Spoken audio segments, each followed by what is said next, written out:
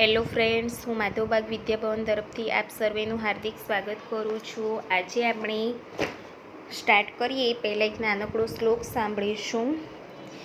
યા દેવી સર્વભૂતેષુ વિદ્યારૂપેણ સંસ્થિતા નમસ્તશ્રી નમસ્તશ્રી નમસ્તશ્રી નમો નમઃ. હવે જો આજે આપણે પેજ નંબર 25 ઉપર Look for the birds which have beaks with small angles. એવા પક્ષીઓ શોધો જેની ચાંચના ખૂણા કેવા હોય? સ્મોલ, એટલે કે નાના હોય. ચલો, એવા પક્ષીઓ આપણે કહીશું કેવા એવા પક્ષીઓ છે કે જેમની ચાંચના ખૂણા સ્મોલ હોય. તો તમને આ બાજુનું જે ચિત્ર છે પેજ નંબર 24 ઉપર, એ જે ચિત્રમાં દર્શાવેલા છે એ બધા જ પક્ષીઓ, બરાબર? ચલો, in the picture mark angles between the two branches. Which two branches have the biggest angles? એટલે કે જો અહીંયા આપણે આ ચિત્ર જોઈએ આગળ 24 ઉપર, કે એની ઉપર જે બે પક્ષી બેઠેલા છે, બે ડાળી વચ્ચેના ખૂણાની નિશાની દર્શાવો. કઈ બે ડાળી વચ્ચેનો ખૂણો સૌથી મોટો છે? તો આપણે જોઈશું કયો ખૂણો મોટો છે. તો જે બે પક્ષીઓ બેઠા છે એની વચ્ચેનો જે ખૂણો છે એ સૌથી મોટો છે. ચલો આગળ, એંગલ્સ ઇન નેમ્સ, એટલે કે નામમાં ખૂણો બનતું હોય. You know there are angles in the letters of our names too. તમે જાણો છો તમારા નામના અક્ષરમાં પણ ખૂણો હોય છે. જો અહીંયા તમને સુખમન નામ આપ્યું છે તો જ્યાં એંગલ્સ બને છે ત્યાં તમને દર્શાવ્યું છે. જો અહીંયા આ બાજુ આ બાજુ આ બાજુ, એટલે કે એ રીતે એંગલ્સ બને છે એનું તમને દર્શાવેલું છે, બરાબર? ચલો,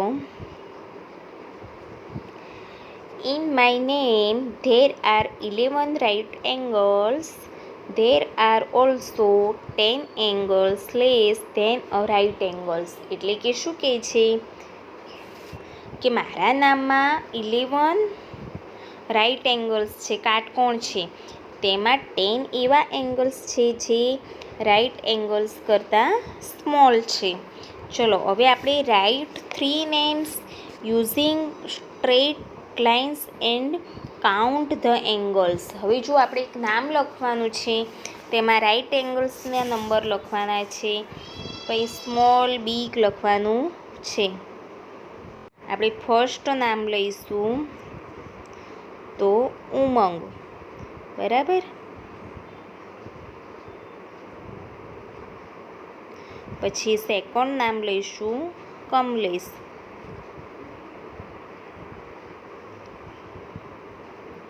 અને એના પછીનું નામ લઈશું ઉર્મી.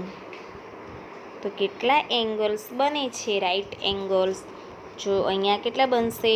6, અહીંયા 13, અહીંયા 10, બરાબર? અને જુઓ, number of angles more than right angles, એટલે કે રાઇટ એંગલ્સ કરતાં વધુ મોટા ખૂણાની સંખ્યા કેટલી છે અહીંયા? તો અહીંયા 2, અહીંયા 0. અને અહીંયા સ્મોલ કેટલા છે? લેસ કેટલા છે? તો 8, 9 અને અહીંયા 5 લાસ્ટમાં, બરાબર? આ રીતે આપણે નામ લખી શકીએ. ચલો, અહીંયા તમને એક્ટિવિટી આપી છે કે put 10 mathematic books on top of each other. Keep one book sliding to make a slide. ગણિત ગમ્મતના 10 પુસ્તકો એકની ઉપર મૂકવાના છે. હવે એક પુસ્તકને ત્રાંસું ગોઠવો જેથી ઢાળ બને છે. જુઓ, તમને અહીંયા આપેલું છે, કેવું આ ચિત્ર તમને આપ્યું છે. અહીંયા ઢાળ બને છે, એક પુસ્તક મૂક્યું છે એટલે. નાવ ડુ ધીસ વિથ 6 બુક્સ. હવે આ 6 પુસ્તકથી બનાવું. ચલો, એક્ટિવિટી કરવાની છે. હવે 10ની જગ્યાએ 6 બુક લેવાની છે. Roll a ball from the top from which slide does the ball roll down faster. એટલે કે એક દડાને બંને ઢાળ ઉપરથી ગબડાવો. કયા ઢાળથી દડો ઝડપથી ગડબડશે? કયો ઢાળ હશે કે જેનાથી ઝડપી તો કયો ઢાળ આવશે? તમે જે 10 પુસ્તકવાળું બનાવ્યું છે, 10 બુકવાળું, ત્યાંથી ઝડપી ગબડશે. Which slide has the smaller angle, એટલે કે કયા ઢાળનો ખૂણો નાનો હોય છે? તો કયો ઢાળનો ખૂણો નાનો બનશે? તો શું આવશે? 10 બુકવાળાનો. કયો? તો કે 10 બુક્સવાળાનો. ચલો આગળ જો, અહીંયા તમને સરસ મજાની લસરપટ્ટી દેખાય છે. એ અને બી નામ આપીશું આપણે. અહીંયા લસરપટ્ટી એ અને આ લસરપટ્ટી બી, બરાબર. ચલો આગળ. These are 2 slides in a park. જો લપસણીને ઇંગ્લિશમાં શું કહેવાય? સ્લાઇડ્સ, બરાબર. બગીચામાં આ 2 લપસણીઓ છે. જુઓ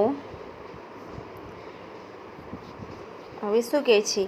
which slide has larger angles. હવે કઈ સ્લાઇડમાં એકદમ મોટો એંગલ બને છે? કઈ લસરપટ્ટી એવી છે કે જેમાં સૌથી મોટો એંગલ બને છે? તો શું લખીશું? બી. કઈ લસરપટ્ટી? હવે જુઓ, which slide do you think it's safe for the little boy? Why? તમે વિચારો છો નાના બાળકો માટે કઈ લપસણીથી સરકવું સલામત છે? શા માટે બી? તો જુઓ, આપણે અહીંયા આન્સર બી લખીશું, પણ વાય શા માટે? તો આપણે સમજીએ.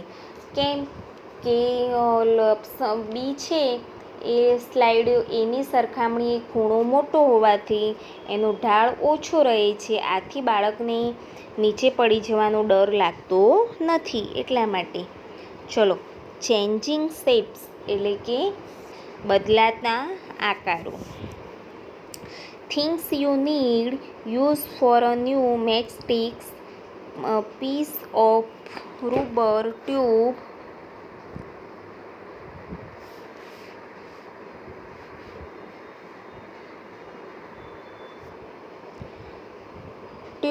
યુઝ ઇન સાયકલ વેલ્વ્સ, એટલે કે જરૂરી વસ્તુઓ વપરાયેલી કે દિવાસળીઓ, સાયકલના વાલ્વમાં વપરાતી ટ્યુબ, આ બધી વસ્તુઓ શું કરવાનું છે? Clean the black end of the matchstick, એટલે કે દિવાસળીનો કાળો ભાગ છે એ સાફ કરો.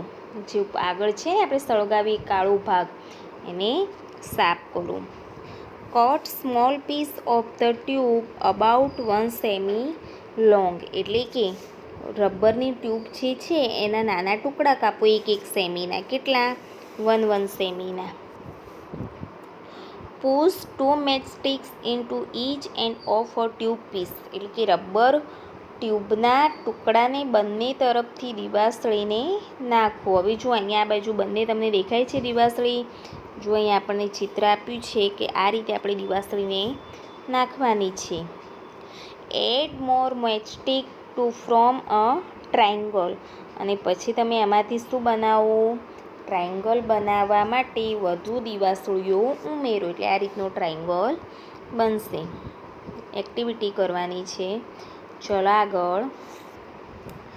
નાવ make this 4, 5, 6 side shapes by using tube pieces and matchsticks, એટલે કે દિવાસળી અને રબરના ટ્યુબના ટુકડાઓનો ઉપયોગ કરી 4, 5, 6 બાજુઓવાળા આકાર બનાવો. આ રીતે તમે આકારો અલગ અલગ બનાવી શકો. ચલો, find out how many angles are there in each of this shapes, mark them, એટલે કે દરેક પ્રકારના આકારમાં કેટલા ખૂણા છે તે શોધો અને તેમાં શું કરો? નિશાની. હવે જો અહીંયા આપણને આકાર આપ્યા છે, એમાં આપણે ખૂણા શોધવાના છે. તો કઈ રીતે ખૂણો હોય? જો આ બધા ખૂણા કહેવાય, બરાબર. આપણે કરીએ પછી એ જ રીતે અહીંયા કેટલા ખૂણા છે? તો કે આ બાજુ 1, પછી 1 આ બાજુ, આ બાજુ, આ રીતે આપણે ખૂણા શોધીશું અને પછી ખૂણાને આપણે શું કરવાના છે? ગણવાના છે. કેટલા ખૂણા છે? ચલો, તો ટોટલ કેટલા ખૂણા છે? અહીં કેટલા ખૂણા છે? તો કે 4. અહીં 1 2 3 4 5 એટલે કે 5. અહીંયા 1 2 3 4 5 6 એટલે કે કેટલા ખૂણા છે? 6. બરાબર. હવે જુઓ આગળ એ શું કહે છે. નાઉ push each shapes downwards with the tip of your finger. હવે દરેક આકારને તમારી આંગળીના ટેરવાની મદદથી નીચેની તરફ દબાવો. Does the angles change when pushed down by the figure? એટલે કે ફિંગર એટલે કે આંગળીના ટેરવા વડે દબાવવાથી આકારનો ખૂણાઓ બદલાય છે. ચલો, તમે આંગળીના ટેરવાથી દબાવશો એટલે આકારના ખૂણાઓ બદલાય છે. એ તમારું નીચેના કોષ્ટકમાં લખવાનું છે. ચલો, આ રીતનો શેપ છે ચેન્જ ઇન એંગલ્સ. ચલો, ખૂણામાં ફેરફાર થાય છે તો આપણે શું લખીશું? યસ, આકાર બદલાવાનો. તમે દબાવીશું તો દરેકનો આકાર બદલાય એટલે બધામાં શું આવશે? આમાં યસ. પણ જો ટ્રાયંગલ છે એનો શેપ બદલાતો નથી દબાવવાથી પણ, એટલે અહીંયા શું આવશે? નો. એનો જે ખૂણો છે એ બદલાતો નથી. ખૂણામાં કોઈ ફેરફાર થતો નથી ટ્રાયંગલમાં. ચલો આગળ, શેપ્સ એન્ડ ટાવર્સ એટલે કે આકાર અને મિનારા. Look for triangle in the pictures below. નીચેના ચિત્રોમાં તમને ટ્રાયંગલ દેખાય છે? તો કે હા, ટ્રાયંગલ દેખાય છે. From the activity changing shapes can you guess why triangles are use in these towers bridge ETC. એટલે શું કહે છે કે બદલાતા આકારો પ્રવૃત્તિ પરથી તમે અનુમાન કરી શકો કે મિનારા, પુલ વગેરેમાં ત્રિકોણનો ઉપયોગ કેમ થાય છે? તો કેમ થાય છે? તો જો ટ્રાયંગલ શેપ છે એ બહુ મજબૂત છે. તેને દબાવવાથી તેના આકારમાં કોઈ જ ફેરફાર થતો નથી. આથી એમાં મિનારા, પુલ વગેરેમાં ઉપયોગ થાય છે. આપણે આગળ જોયું કે બધાને દબાવવાથી એંગલમાં ફેરફાર થતો હતો પણ ટ્રાયંગલમાં ફેર થતો નહોતો, એટલે કે મજબૂત છે ટ્રાયંગલ. ચલો હવે આગળ, look around and find out more place where triangle are use.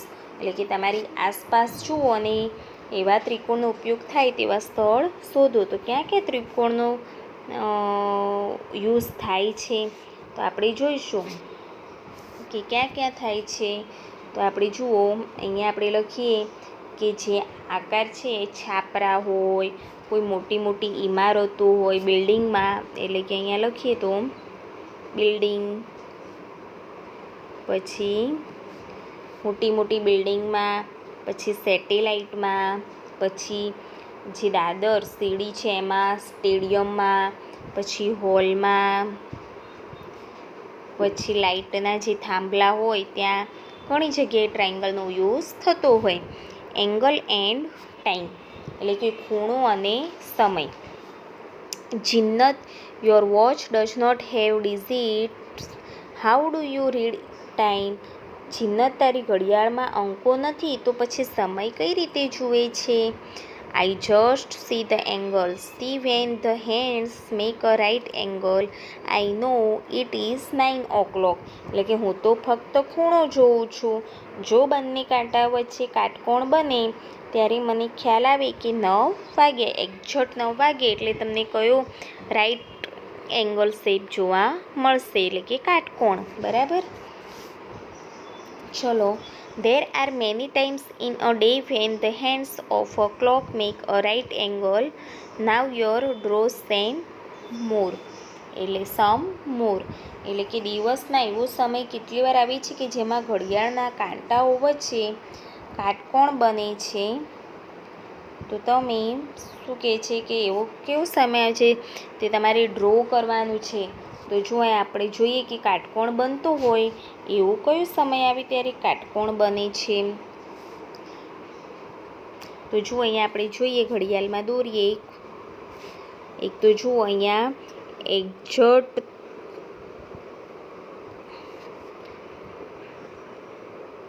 3 વાગે ત્યારે. પછી ક્યારે બને છે? તો કે 10 અને 5 વચ્ચે. અને એના પછી ક્યારે બને છે? તો કે 2:30 વાગે. બરાબર, આ રીતે આપણે જોઈ શકીએ ટ્રાયંગલ. ચલો આગળ. Write what kind of angle is made by the hands at these times. Also write the time. નીચે આપેલી ઘડિયાળમાં સમય જોઈ કાંટાઓ કેવો ખૂણો બનાવે છે તે લખો અને સમય પણ આપણે લખવાનો છે. ચલો આપણે પહેલી ઘડિયાળમાં સમય જોઈએ તો કેટલો થયો છે? તો 7:25. હવે કાટકોણથી કેવો ખૂણો બને છે? સ્મોલ.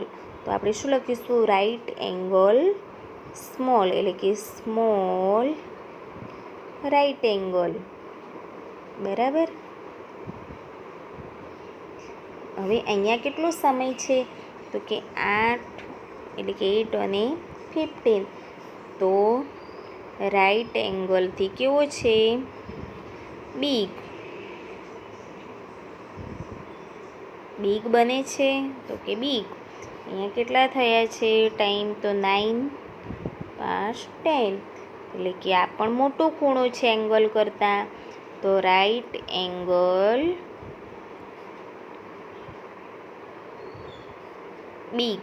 બરાબર, કાટકોણથી મોટો ખૂણો છે. હવે અહીંયા કેટલા વાગ્યા છે? તો કે 9:25 અને અહીંયા 10. એટલે જો અહીંયા પણ આવશે કે રાઈટ એંગલ બિગ અને અહીંયા રાઈટ એંગલ સ્મોલ આવશે. શું આવશે? સ્મોલ. એટલે તમારે બિગ સ્મોલ વ્યવસ્થિત લખવાનું. Draw the hands of the clock when they make an angle which less than a right angle. Also write the time. હવે શું કહે છે કે ઘડિયાળમાં કાંટા દોરો જેમાં કાંટાઓ વચ્ચેનો ખૂણો કાટકોણ કરતાં સ્મોલ હોય, રાઈટ એંગલ કરતાં સ્મોલ, એટલે કે લેસ અથવા તો સ્મોલ, જે બી કેવું હોય. બરાબર. તો અહીંયા જો આપણે કયો એવો કાંટો દોરીશું કે જેમાં સ્મોલ હોય?